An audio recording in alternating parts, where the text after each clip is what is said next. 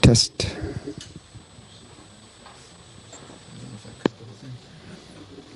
There's an audio check for the bridge. Angela, could you please confirm that you can hear us on the audio conference bridge?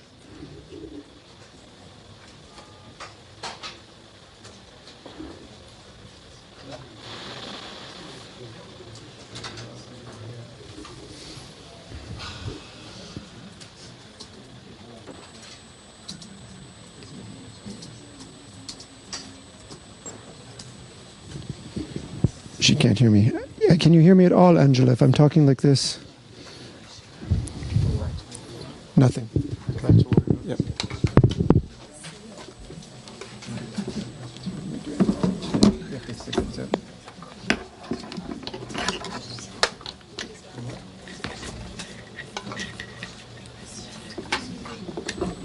It was on 3, right?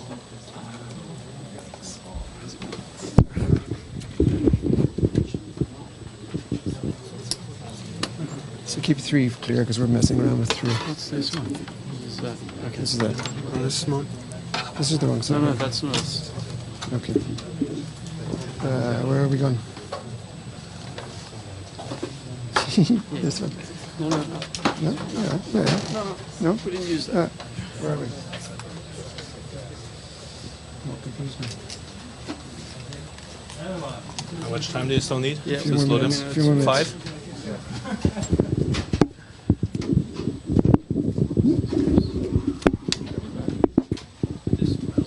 That was magic.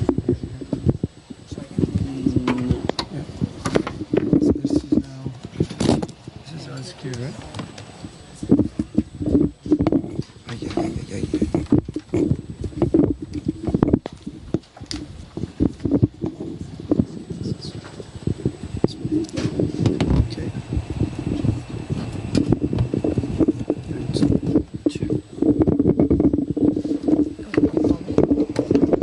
Okay, Angela, now we're testing yet again the audio for the bridge for the virtual press conference of WHO.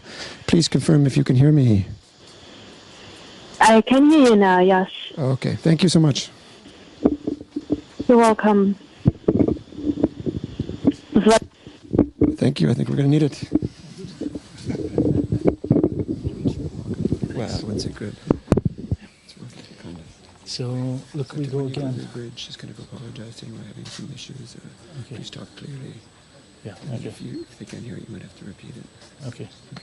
Let's Okay. not take too much. Okay. And you will, again, give me some that we haven't seen before. Yes.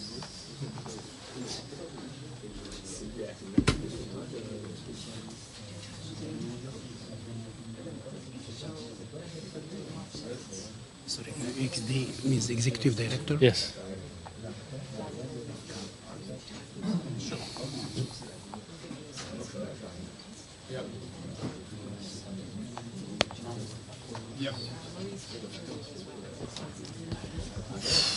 All good?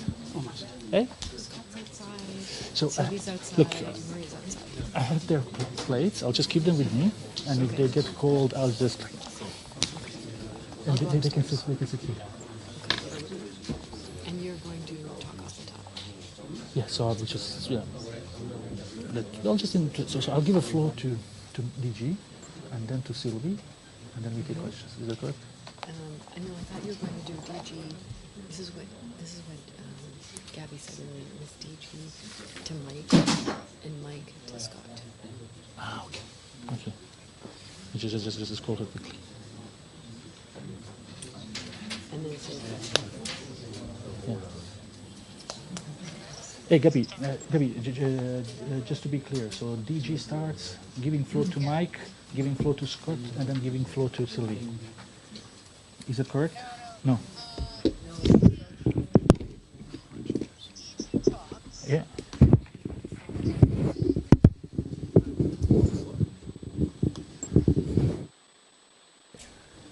And then we go to Sylvie.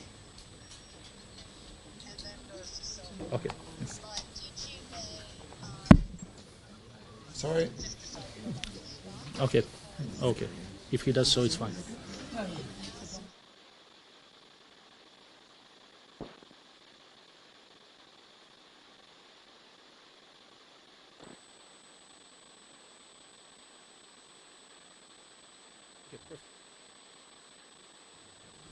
So he said, Mike, and then if DG asks Scott to speak, we let Scott speak. So Scott should stay. Yeah. And Sylvie, well, she's just And going then to we talk go about to her Sylvie. meeting from her. Yeah. That's all she really has. Yeah. Hey, WHO Thailand retweeted me. Huh? I hope it's right. You said you were going to create a crisis management cell at the UN level, but I wasn't quite clear. So you guys have more on that. That'd be interesting. That's what he said last night. Really? I didn't listen. So I don't have it down to listen. You know the feeling.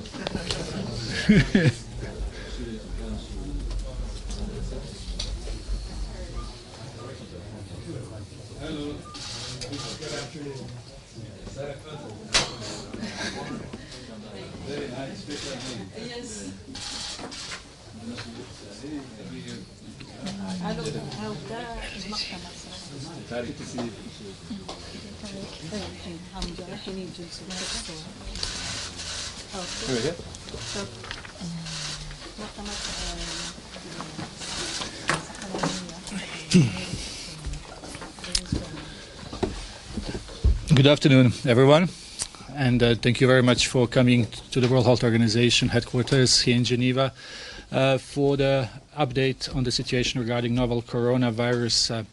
Also, big welcome to all journalists who are dialing in, and hope we will not have technical issues. I understand we had some, so hopefully everything will work fine. Also, this is being broadcast on WHO Twitter and Facebook account. As always, we will have a transcript later in the evening from this briefing, and audio file immediately. For journalists listening to us online, please dial 01 on your keypad to be put in a queue to ask questions. Today we have with us Dr. Tedros, WHO Director General, Dr. Mike Ryan, Executive Director for WHO Health Emergencies Program, and Dr. Sylvie Briand, who is Director for Global Infectious Hazard Preparedness. We also have Dr. Maria Van Kerkhove, who you already know, as well as we have our Director for Strategic Planning and Partnerships, Scott Pendergast. Two of them may be answering some questions. So I'll give the floor immediately to Dr. Tedros for his opening remarks. Dr. Tedros. Thank you. So today's press conference is as what we have already announced, that we will have a daily press conference starting from today. So this will be the first one. And we will continue to have a daily briefing unless you're tired of us. So I'd like to start by saying good afternoon and welcome to all media. It's a record, actually, more than 100, including those online. And thank you so much for your interest on this very, very important issue during these very difficult times. And let me begin with the latest numbers. As of 6 a.m. Geneva time this morning, there are 24,363 confirmed cases in China and 490 deaths. In the last 24 hours, we had the most cases in a single day since the outbreak started. Outside China, there are 191 cases in 24 countries and 1 death in the Philippines. Of those, 31 cases are in people with no travel history to China, but all are close to contacts of a confirmed case or of someone from Wuhan. So far, 99% of the cases are in China, and 80% of cases in China are from Hubei province. Last night, I said that some high-income countries are well behind in sharing vital case data with WHO. I'm pleased to report that since then, many countries are already reporting, and this is welcome news.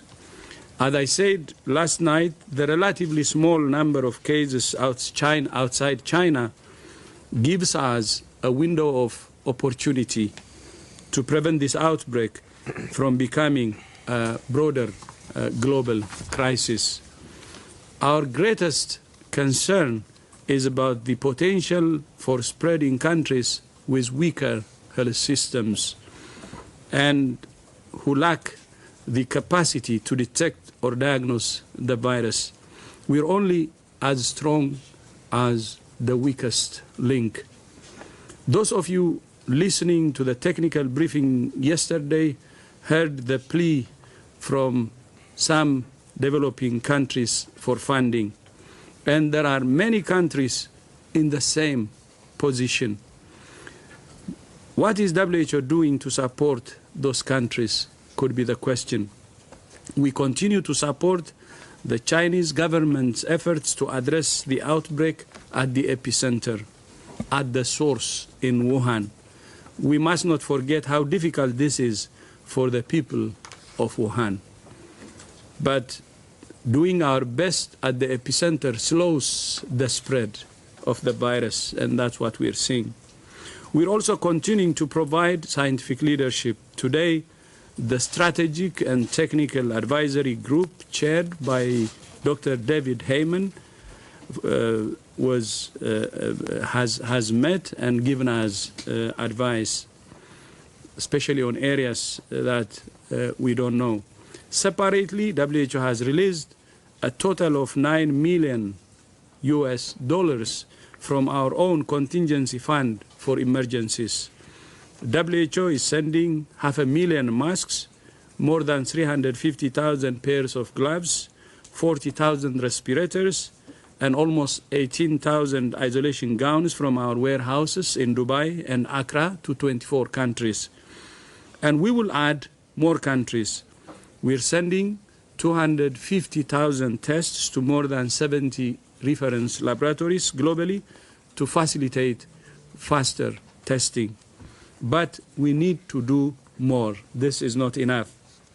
That's why today we're launching a strategic preparedness and response plan to support countries to prevent, detect, and diagnose onward transmission. We're requesting $675 million to fund the plan for the next 3 months. 60 million of that is to fund WHO's operations. The rest is for the countries that are especially at risk and who need our support. Our message to the international community is invest today or pay more later. Invest today or pay more later. $675 million is a lot of money, but it's much less than the bill we will face if we do not invest in preparedness now during the window of opportunity that we have. Once again, we cannot defeat this outbreak without solidarity, political solidarity, technical solidarity, and financial solidarity. I would like to thank the Bill and Melinda Gates Foundation for quickly stepping up to offer $100 million in support for accelerating response efforts, strengthening preparedness systems in the most vulnerable countries, and to support diagnostics, vaccine and treatment research and development. As you know, we're working very aggressively on developing therapeutics and vaccines, and this pledge from the foundation will help us in speeding up the research on therapeutics and vaccines. Finally, we understand that people are worried and concerned, and rightly so. But this is not a time for fear. This is not a time for panic. It's a time for rational, evidence-based action and investment, while we still have a window of opportunity to bring this outbreak under control. Thank you. Thank you very much, Dr. Tedros. So now I'll give a floor to Dr. Ryan. Nope. So then we will go to Dr. Brian, who maybe can tell us a few words about a meeting she announced yesterday at a press conference at the UN regarding talks with the travel industry. Dr. Brian, please. Yeah, thanks a lot. So indeed, today we had a second teleconference with travel and tourism industry. The aim of those teleconferences is really to foster the dialogue between WHO and those companies. Most of them are, our interlocutors are umbrella companies, such as the UN, World Tourism Organization, or IATA or ICAO, and so and also some individual airlines that are attending those calls. So, as I said, the aim is to really have a good dialogue with them. Firstly, on the situation. Secondly, on the risk, how they perceive the risk, but also we can then comment on what is the risk and the evidence we have on the risk and the disease. And we discuss also the measures that are put in place, whether these measures are for their customers or the measure for their own employees. So today, the discussion was really to understand what challenges they are facing currently after the announcement of the public health emergency of international concerns, and how we can help them to face this new situation. So what they express as a concern is the fact that the situation in the world is diverse, and of course the epicenter remain in China, but some countries have imported cases, and therefore they have observed a diversity in the implementation of the IHR recommendations. And so we have discussed these different modalities they have been facing, and we are continuing the dialogue to see how we can reduce the inconsistencies that are currently seen. And very concretely, it means, for instance, that certain companies, they have to make different announcements to their passengers on board depending on where the flight is going. And so for them, it's complicated to have different messages depending on the destination. So we are working with them to see how we can reduce those inconsistencies, but also help them to be aware of the evolving situation so that we can have a better collaborative action in the coming days. Thank you.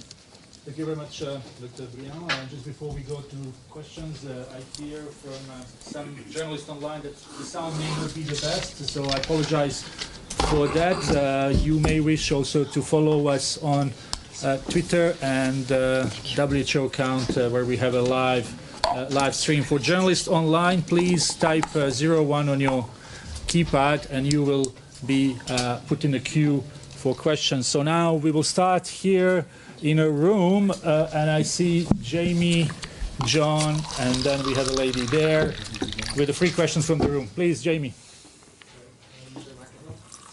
Yes. Hello, Dr. Tedros. Thank you for meeting with us again. I have 2 questions. The United Kingdom and some other countries, about a half dozen, have recommended that all its nationals leave China. This directly contradicts the WHO's current recommendations. Is that kind of a response from the UK and other countries proportionate, and could it actually make things worse? And then my second question just has to do with comments by John McKenzie, a member of your EC today in the FT, who said that China's response to the outbreak in its early stages was, quote, reprehensible, and that they were hiding cases while there were political meetings in Wuhan. Comment on both of those. Before that, thank you, Jamie. Before that, I will just repeat the question for journalists online because we don't have a mic here. So the first question was about the measures introduced by some countries and advice given by the UK government to the nationals to leave the country, to leave China, sorry. And the second question was about the comments that have been made by one of the members of the EC committee regarding China response. So I will see who would like to take this question. I can have a stab at the first question.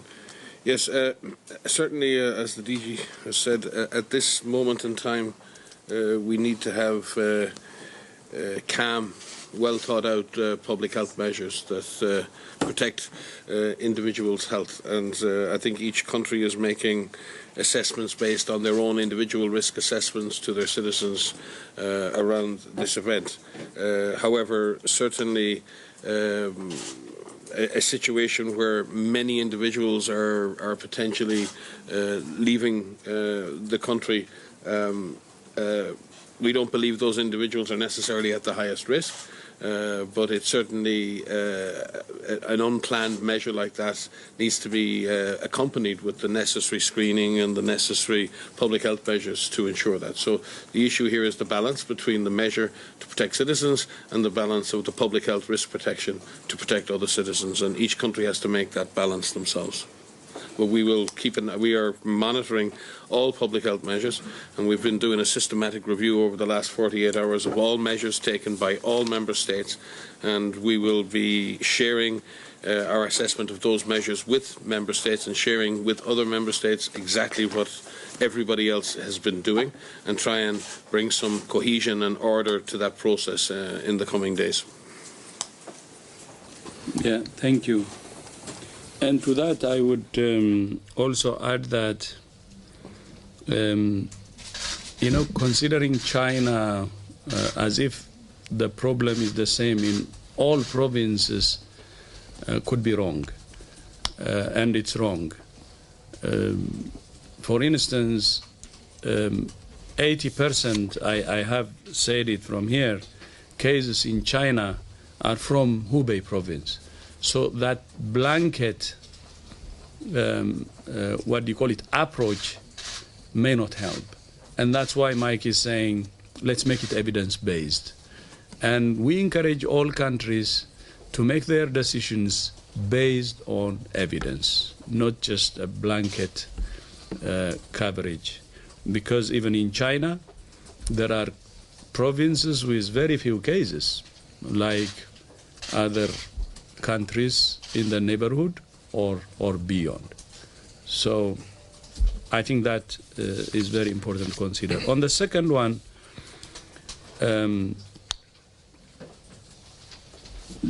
first of all, John is not a member of WHO. He's not a staff of WHO. I think there could be a problem in the newspaper. It says a member of WHO. It's not. So I think it's good if they correct the facts. And the second comment I have is, I cannot say they hide or they didn't. But if you see some of the information we have, the number of cases outside China are very small. When we declare fake, they were even smaller. How many? 98 cases. And when we were discussing about calling the emergency committee, there were 68 cases. If something was hidden, then you would expect more cases to be actually exported from China to the rest of the world, if it was hidden. Because China is the most connected. I know one airline has like 17 or 18 flights a day. And imagine how the world is really interconnected. Even if China hides it, I don't think the cases would be prevented from crossing the borders to other countries. So it really defeats the logic. So that's why I say it's very hard to take that for me. I'm epidemiologist, by the way, public health specialist. And if there was hiding, I would expect more cases, more than 68, especially the first deliberation of the EC itself, because many cases would have made it to the rest of the world without even us knowing. But again, I say, let's check. Maybe we will have the after-action review and to see if there was something hidden or not. Because I cannot say whether there was something hidden or not. I can only use some logic to really understand the situation, and that's what I would propose for the time being. And then one advice I have is, for something happened in the past, we will have the after-action review. And we have scientists who will really understand, investigate that, and tell us the truth. Now, as global community, please, let's focus on the actions we can take today to prevent this outbreak from spreading all over the world. We have 190 countries in 90 cases in our hands in the rest of the world. It's small, but the situation can get worse. Let's use this window of opportunity to really invest in prevention, to invest in control, and prevent this virus from spreading. It's time to act, not to speculate and spread fear, spread panic. That's not the time. It's really time to look forward and act. That's what I would advise. And on WHO side, we will do everything to address this outbreak. But I would leave to such kind of perceptions by whoever it is for the after-action review, because I don't think it helps now. Let's act, and act, and act. Thank you. Maybe I could just add that John is an eminent scientist for whom we have great respect. But John has led a career that has been driven by evidence. And I think the issue here is evidence, not speculation. And we need, at this point, to avoid speculation that's not driven by evidence in all spheres, be it scientific, political, or otherwise. Thank you very much, Dr. Tedros. Thank you very much, Mike. Lady here, and then John. Please go ahead. Sorry, I have three questions. First, after the swift construction of the two field hospitals, several public facilities in Wuhan, including a sports stadium and two convention centers, renovated into the so-called cabin hospitals or the mobile hospitals to accommodate more patients with milder symptoms. So how do you think these actions would help reduce the mortality rate and contain the epidemics in the epicenter? And the second question is, yesterday Dr. Tedros reiterated in the technical briefing that the WTO is sending a team of international experts to China to increase understanding of the outbreak and to guide the global response. So could you elaborate more on the composition and the mission of this team, its concrete plans, and any outcome could we expect from the visit of this group in China? And the third question is, while there are mixed messages right now, all kinds of potential therapies and vaccines against the novel coronavirus, could you clarify to us, for the moment, what is known and what is unknown to the WHO on the efficacy or potential efficacy of those therapies and vaccines that are currently available? Thank you. Thank you very much. I'll repeat again for the journalists online, and we apologize again for technical issues. The audio file that you will receive immediately after will be of a good quality. First question was about the hospitals that are being built in Wuhan for milder cases. What's the comment of WHO? Second question is of international mission to China that has been agreed. Do we have news on that? And third question was to clarify where we are with the treatments and vaccines being developed. Thank you. I'll try and answer the technical aspects that the DG may wish to supplement. It's certainly impressive what's been achieved in a very short number of days in China, and represents a remarkable effort not only in public health but in logistics and in planning and architecture. And certainly the ability to bring patients, be they moderate or severe, to a site where they can be treated properly not only helps those patients but also helps remove those patients who may be infectious from the rest of the community. This is a major undertaking, and those hospitals now and the various facilities that have been set up also, remember, will be staffed by Chinese doctors, nurses and others who've come from other parts of China to help. So it's also a remarkable act of solidarity within China, between the provinces, and clearly demonstrates the determination of the Chinese health authorities at this present time. So they continue to do everything humanly possible, both to put the health of their own population above any other consideration, and in doing that offer an opportunity for the rest of us to prepare.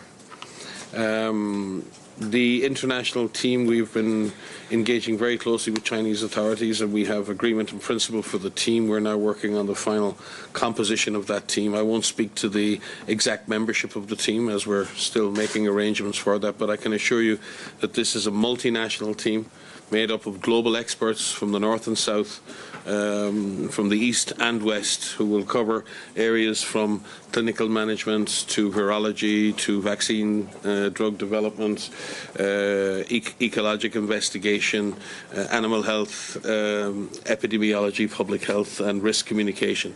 The team's objective is to learn primarily from Chinese counterparts on their experience in dealing with this event, so the world can learn from them. There is also a huge opportunity for collaboration, for sharing of ideas, in order to shape studies in China and studies abroad, so we can have a coherent and evidence-based approach. So it would be silly to suggest that a small international team by itself can in any way do more than learn from China and offer whatever brain power it can to our Chinese colleagues, who at this stage must be very tired. And I think this is an act, as the DG said before, not only as an act of science, this is an act of solidarity on behalf of the global community, to share the burden with and share ideas with our colleagues in China. The last question was on therapeutics. Yes, there are no proven effective therapeutics for novel coronavirus. But what we have seen in previous epidemics associated with coronavirus, and we see in this event, that a high standard of care in providing intensive care, especially respiratory support and support to other organs, is very important. This epidemic, and if you look at the age and sex distribution, is predominantly causing severe disease and death in older patients, many of whom have underlying conditions. So supporting a patient through the most severe portion of the infection and ensuring that they don't, and many of the patients who've died have died from multi-organ failure, where many organs fail, not necessarily directly as a result of the virus infection, but a result of the demand and the shock that the virus causes in the body in general. So many patients of the severe end will survive if given adequate supportive care. But that in some cases is very intensive and very demanding on health workers, and obviously doing that with full PPE on is a challenge, and you've seen that in many of the images. It is one thing to care for a patient in your normal gear. It's an altogether different challenge to do that when you're wearing PPE. And it is also frightening for the patient themselves, because they don't have the normal human contact that we would expect. So this is not a normal situation in that regard. There are therapeutics that have been used and are being used, like protease inhibitors, like interferons and others. And we've been carrying out a systematic review of all of the available therapeutics, and that's been part of the work of the Research and Development Blueprint here at WHO. There are Maria's here, but there are hundreds of clinicians and others in active virtual communication with almost daily teleconferences. And what's been wonderful is to see Chinese clinicians on the line with clinicians who are managing patients all over the world and literally exchanging information of what we're doing, what we did yesterday, what we're doing today, what's working, what's not. But amongst that process, we need to bring systematic gathering of evidence. And we have created standardized reporting forms for the clinical data, so we can centralize all that information to see what is working and what is not. We have also shared clinical trial protocols with all of the countries dealing with cases, which allow them to potentially systematically test drugs. And next week in Geneva, there will be a major meeting, which will be both in Geneva and virtual, of hundreds of researchers and agencies involved in research to set the priorities for the development of therapeutics, diagnostics and drugs. So this is a global effort from the clinician in the front line today, connected to the world, and the world connected to each patient through those clinicians. And managing that process is a huge task in itself. But it is a great sign of the solidarity, and again remembering that the real heroes in this response are the frontline doctors and nurses who are going to work every day and trying to help and save patients from this virus. Yeah, I think the General had said it all. We're working round the clock. We have an internal core group which is meeting daily basis, and also a global coordination meeting on weekly basis. So be it vaccines or support to countries which are vulnerable is checked round the clock. So we will push the same way. One more thing I would like to comment on, agreeing on what he said, especially about the expert team. As you may remember, on January 22 and 23, we had a meeting of the emergency committee. This was to decide whether the situation is fake or not.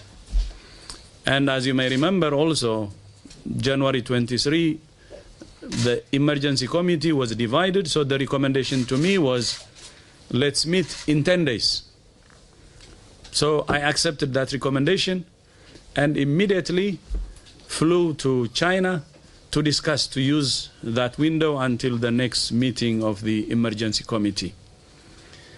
And our discussion was very frank and very candid, and there were 3 outcomes.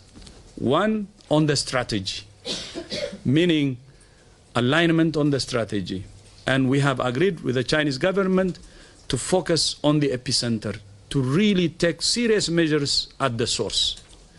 protecting the Chinese people and protecting the rest of the world. That is the most important part of the travel, which is aligning on the strategy and full commitment from China. The second was sending experts. And the third thing we agreed was on sharing data and sharing information, because that's the beginning of solidarity. And all that is taken care of. And the team of experts, we believe, will be leaving very, very soon. But one thing I would like to underline here is the constant engagement of countries is very important. And now we are talking to ministers, and I have spoken to most of them who have reported cases. And the reason being to align on strategies, to align on sharing of information, and to align on other issues like using joint experts to understand the situation. So we will move that way, and the use of experts is not just specific to China, and this is part of the global coordination that each and every country, whether they have reported cases or not, should be applied for. And we're increasing the speed, we're increasing the scale, and we're trying to use the window of opportunity we have to the maximum. And that's what we are asking the international community also, to use the window of opportunity we have now. And many countries have already triggered their operation centers, and we will support them in any way possible. Thank you very much. We will take one question that's from John Zaracostas here, and then we will go online to some journalists. John, please wait for the mic so I don't have to repeat the question.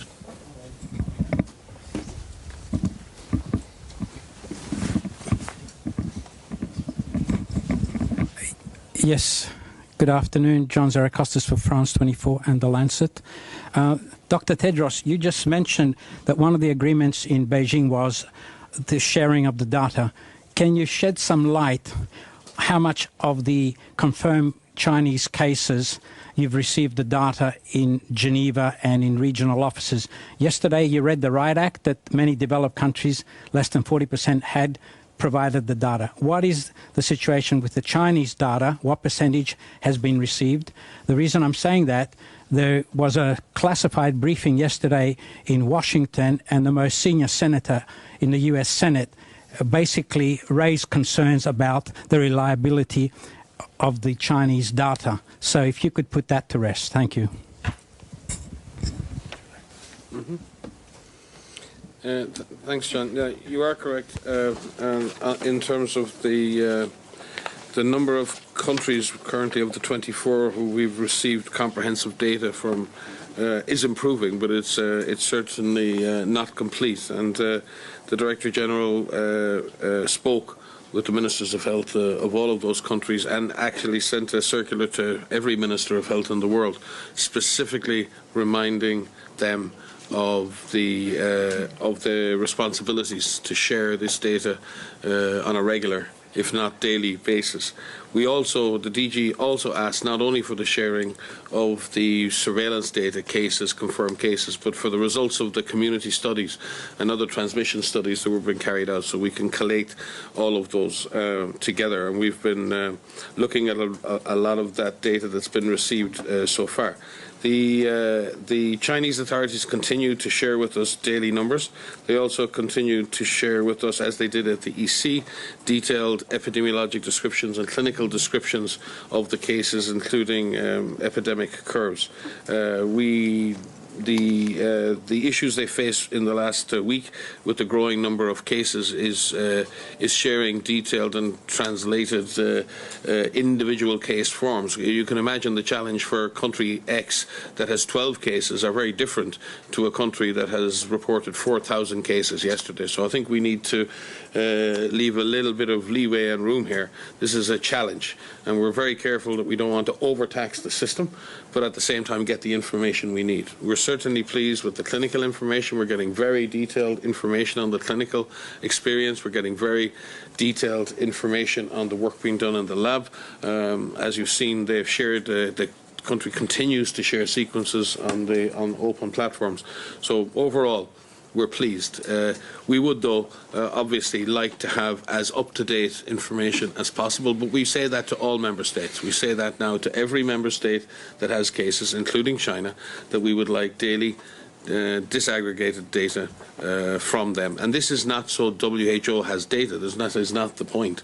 The point is that the world has the evidence it needs to make good decisions in the coming days and weeks. And within the strategic response plan, there's an element of that's around that global coordination function, and you'll see how that's costed out. But you'll also see in the strategic response plan that the vast majority of that investment is actually targeted at countries so they can build their capacity to detect, assess, contain, treat cases and report those cases at the global level. So if you point yourselves to that plan, the core of that plan is about improving our collective capacity to detect, prepare and respond to this event. Thank you very much. The answers were quite long, which is good, but we will have to leave soon, so we have time for 2 more questions, and I think it's fair that we give one question from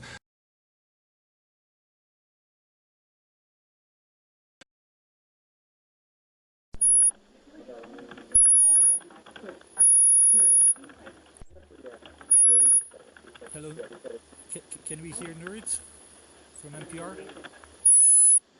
If not, we can try with her to be the last question. And now I'll give a floor to our friend Chu.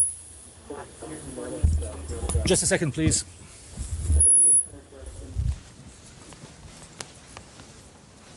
Thank you. Thank you. I have 2 questions. I'm Liu from China's Xinhua News Agency. First one is specific for Dr. Michael Ryan.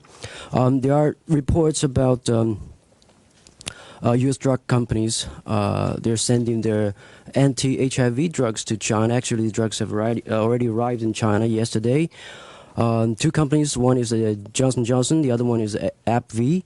The question is, how come these 2 anti-HIV drugs has anything to do with this coronavirus from the technical point of view?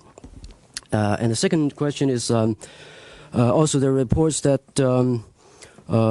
because of the shortage of not only the PPE, as you call it, but also the diagnostic testing equipment at the epicenter in Hubei, actually in Wuhan city, there are death cases. People are dying even before they are diagnosed as confirmed cases. They're not even suspects, and because of the limitation of the hospitals and the medical resources, they are not admitted to those hospitals. And the question is, how does the WHO have to say with that?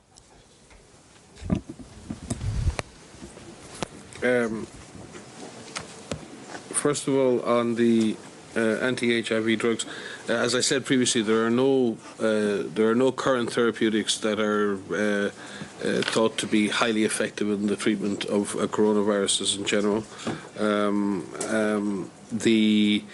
In many cases, when we have a new disease, researchers will look to see what the activity of existing drugs is against a new infectious disease. In certain circumstances where there is reasonable empirical evidence, countries may use those drugs on a compassionate use basis or an off-label. This is a licensed product which is licensed for use in a certain disease, but because the drug is considered to be safe and effective in another disease, in a controlled environment, those drugs can be tested against something like coronavirus. But it's extremely important when that is done that clinical data is collected on the experience of the patient, so that can be used to build the case for or against the use of those drugs. And we've seen in cases too many outbreaks in the past the use of different types of interventions, and at the end of the outbreak we know less than we knew at the beginning. So it's really important that if such drugs are used, they're used under the authority of the national authorities. They're part of either compassionate trials or they're used as part of clinical trials, and they're overseen by the highest regulatory and ethical standards. And I believe that will be the case in the use of any drugs. I'm looking at Sylvie in case she has any supplementary comment to make on that. No, I think Mike is fully right, and I think the drugs have been part of other protocols that have been used for MERS virus, which is also a coronavirus, and this is why you have heard about those drugs, but currently none of those have been approved, and it's still we are still at the research phase. So, and this is something we will discuss next week at this research meeting to see how we can have standardized protocol and how those different antivirals can be used for this particular virus. Regarding the issue of diagnostics in China, our understanding is that China, and particularly in Hubei and Wuhan, there are adequate reagents and adequate materials for carrying out the test, but there clearly is a backlog in testing, and very often that is the availability of enough laboratory technicians. You can only imagine the workload there is on the laboratories at the moment with the number of cases. And remember, when you see 4,000 confirmed cases or 3,000, that can mean thousands of negative cases as well. And getting a negative result is just as much hard work as getting a positive result. So the strain, and there might be only a small percentage of people who turn out positive. So the workload on those labs and those lab technicians is extreme. So one can expect, and in situations like this, one always sees a backlog. What we're working with the Chinese authorities on is prioritizing that process so that the most important patients get their diagnosis early. I'm not aware of any particular individual cases where people have died before diagnosis. I'll be happy to speak with you afterwards, but that certainly isn't the aim. The other thing that sometimes happens, not in this case, is sometimes people come to healthcare very late, and we've seen certain instances of that, and they may be very sick when they arrive. So it's not unusual, it's not ideal, but it's certainly not unusual to see people diagnosed close to death, especially if they've come late for care. But clearly, there is no question that the system is under some strain. And the system is having to react and scale up the response. But again, we must pay respect to the scale up in the lab service that has occurred, particularly in Wuhan and Hubei, over the last 3 to 4 weeks. Thank you very much. Unfortunately, we will have to conclude this press conference as Director General has important meeting to go to. We apologize to all journalists online for technical issues we had and that we haven't been able to take their questions. But as Director General said, we will try to have daily briefings of this sort. So please stay with us in coming days. The audio file will follow shortly, as well as transcript. Thank you very much for your attention. So see you tomorrow. Thank you.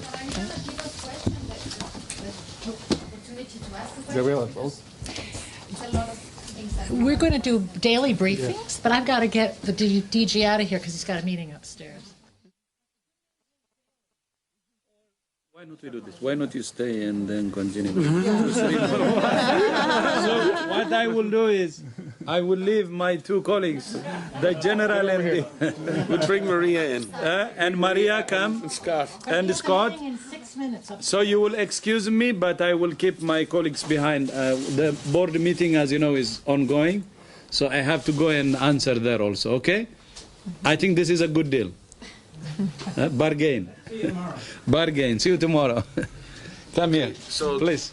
Scott. So look, if we can then, we take this proposal from DG and we continue for another 10 minutes with our guests. So Gabriela and Catherine. Okay. And then Buddy, and then probably that will be it for today. So Catherine, please go ahead. Let me just put those nameplates. This is. Here we have a new round of guests. This is just the team for the second half, is it? Team B. Okay, Gabriela, please go ahead. Microphone, hang on. Yes. Okay. So. Catherine. Yeah, because Hang on. The two of you, whatever. Hi. Hello. Catherine Fiancambokonga for France 24. Two questions. The first one is regarding next week meeting of researchers and agencies. If you could elaborate a little bit on that. When is it going to take place? Who is invited? Who is going to meet? What is on the agenda? And also, if you could also say a bit more about how you plan or you are helping developing countries. Yesterday I listened to the technical meeting and different countries asked questions, among them Sudan. And I would like to know, they're quite prepared, but they say that they had a small gap of 2 million. So how can you help the countries like Sudan or other countries that don't have a weak health system? Thank you.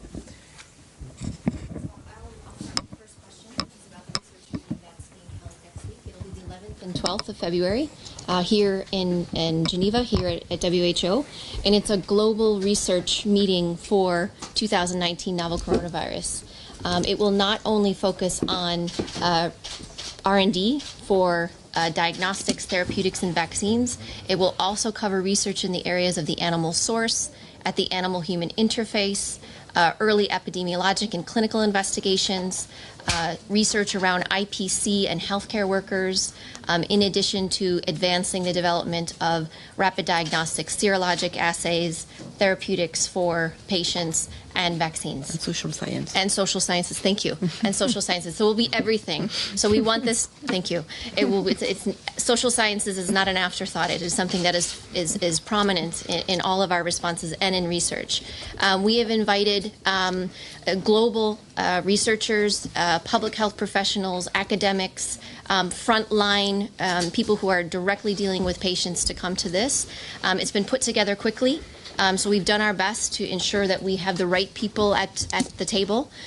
We will try to bring in people virtually as well because it is difficult at the last minute. And, you know, frankly, many of these individuals are on the front line working and dealing with this. But we want to bring the best minds together, the people who have experience in this, so that we can come away with a comprehensive research agenda around the novel coronavirus. So in terms of providing support to weaker health systems, we released yesterday the Strategic Response Plan, which is the international community's support to all countries to prepare for and respond to the coronavirus. In that plan, we outlined very clearly the different actions that have to happen at country level in terms of preparedness, being able to detect, being able to diagnose, being able to treat people affected by the virus to prevent the onward transmission. Within this, there's a budget of $675 million. The vast majority of that money is for national governments of weaker health systems to scale up their preparedness and response. We're working with a lot of international donors and the multilateral development banks to make sure that emergency financing can be provided to countries such as South Sudan and Sudan, as mentioned yesterday. As to all countries, we're providing clear guidance and technical expertise of what needs to be done. And we're engaging with the broader set of technical and operational partners at country level, such as through the UN country teams, to identify those partners that are in a very good position to rapidly support national governments to scale up these preparedness and response activities. Within this, we also have got a measurement framework of being able to measure the progress towards preparedness and response, and we'll be doing that on a regular basis. And just to maybe add and give you a practical example, as of the 3rd of February, which I think was the day before yesterday, only 2 countries in Africa had the capacity to diagnose nCoV. As of the 7th of February, almost all countries in Africa will have that capacity. WHO has dispatched 250,000 properly standardized test kits to 70 countries all over the world. This was dispatched from Germany yesterday. And when you think this virus was only identified, isolated, characterized, sequenced, and that sequence shared sometime in the second week of January, to not be in the second week of February, and we already have standardized diagnostics going. In addition to that, 24 countries yesterday came to Addis Ababa, or to Senegal, I think. Senegal, to the Institut Pasteur, and NICD South Africa and Institut Pasteur trained those technicians. We did this in collaboration with the Africa CDC. So those reagents will meet with trained technicians, and we hope that every country in Africa will get that, will have that capacity. Also, that expense has been borne by WHO, but through this process we've been able to negotiate a price for those diagnostics that's between 1/10 and 1/100 of what they would cost on the open market. So we've tried to create a good value solution with a high quality standardized diagnostic network. Again, we're basing this on our existing global influenza surveillance network, and the expansion of national influenza centres in Africa over the last number of years has created a much bigger infrastructure. So we're seeing the progressive use of preparedness that's been in place before, been used as a platform for expanding readiness. And we see good things can come of this. So that's just one example, and we need to do that for clinical management. We need to do that for social science. We need to do that for other things. But we're not just talking about preparedness. We're actively doing it. And when you look at the strategic response plan, the vast majority of that, over $600 million, is aimed directly at building the capacity of those countries. And when you look at those countries, we have, I think at the moment, we have something like 27 countries that are at high risk of importing the virus or already have imported it, that need direct assistance very quickly. And then we have a group of countries who have some capacities but will require some technical assistance, and that's 34. So we have over 50 countries that already either have a high risk of importation or have a need for either direct operational assistance or technical assistance from us. That's a big challenge, and we very much rely on our regional office platforms. And again, we'd like to thank our colleagues in our 6 regional offices around the world who operate as the main platform for us to deliver that. So while we focus here on global support, global issues, our regional offices are able to focus their effort on delivering the technical and operational assistance to the countries that need it. Just what is the price of one test, please, Mike? Oh, we'll have to get back to you. We'll have to go. Yeah, we'll get back to you on the actual price. So what is Yeah. the normal price of a test? We're benchmarking that against other tests that are available in kits. We'll come back to you with the exact price. I don't have it here with me. Okay, and how many countries in Africa 24 will be delivered. that Yeah. can help?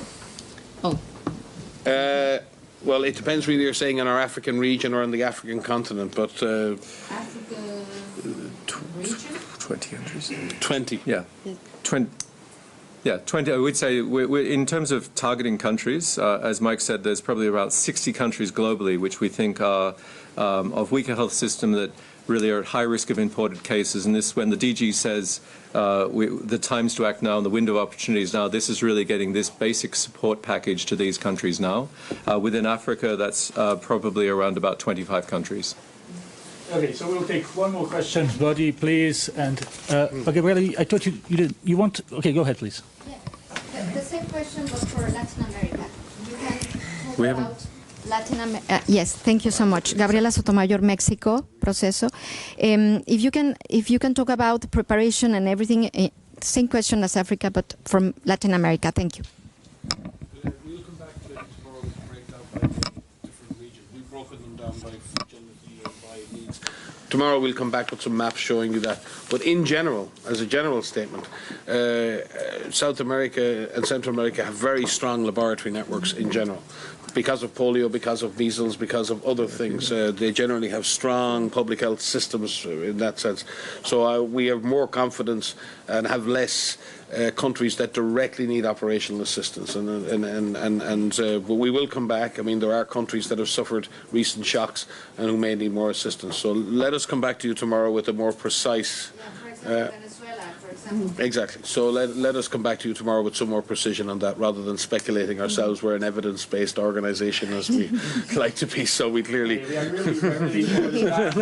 Dr. Ryan has to leave as well, so I really suggest that if other guests we stop the press conference here, and if our guests, other guests can stay for a little bit longer to answer one-on-one questions. Thank you very much for everyone, and thank you for being with us. We will be again here tomorrow. Thank you.